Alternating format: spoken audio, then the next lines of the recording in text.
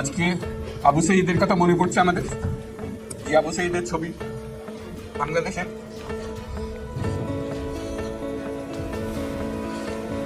প্রতিটি মানুষের মনে গেঁথে আছে। এটা কেউ ভুলতে পারবে না। কি অবিশ্বাস্য একটা সাহসী জীবন, যে বিপ্লবের মাধ্যমে বাংলাদেশ আজকে নতুন বিজয় দিবস সৃষ্টি করল, সেটাকে সামনে রেখে এবং আরো মজবুত করে আমাদেরকে সামনে এগিয়ে যেতে হবে।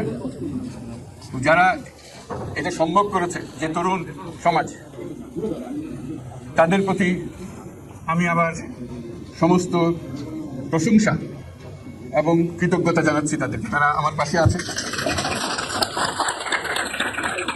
এরা এই দেশকে রক্ষা করেছে, এই দেশকে নতুনভাবে পুনর্জন্ম দিয়েছে এবং এই পুনর্জন্মে যে বাংলাদেশ পেলাম, সে বাংলাদেশ যেন অত্যন্ত দ্রুত গতিতে এগিয়ে চলতে পারে, সেটাই হলো আমাদের শপথ। সেটা আমরা রক্ষা করতে চাই, এগিয়ে যেতে চাই। আজকে আবু সাঈদের কথা মনে পড়ছে আমাদের, যে আবু সাঈদের ছবি বাংলাদেশের